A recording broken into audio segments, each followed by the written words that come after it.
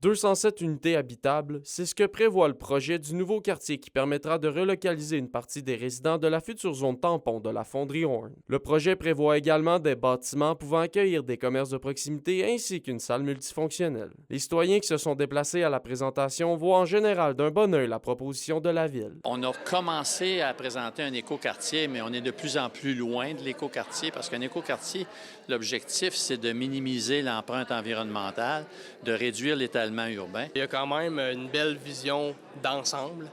J'ai hâte de voir, par exemple, au niveau d'une suggestion d'une vision d'architecte du lieu, ce qui n'est pas encore présent. De façon générale, je trouve que c'est un projet intéressant et que les gens ont bien travaillé puis intégré beaucoup de bons principes. La ville est satisfaite de la réponse de la population. Ça attire, ça inspire.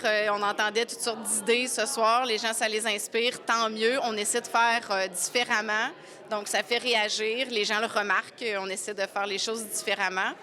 Puis, c'est ça, en souhaitant qu'il y ait des gens qui souhaitent venir s'y établir. Le nouveau concept d'aménagement prend en considération la préservation d'un milieu humide situé non loin du futur quartier, en plus d'utiliser la moitié du budget au niveau des espaces verts et de miser sur des voies partagées. Mais certains citoyens rencontrés aimeraient y voir tout de même un ajout. Au niveau de l'accès à la zone commerciale, ce serait plaisant qu'il y ait vraiment une réflexion pour les piétons, les cyclistes.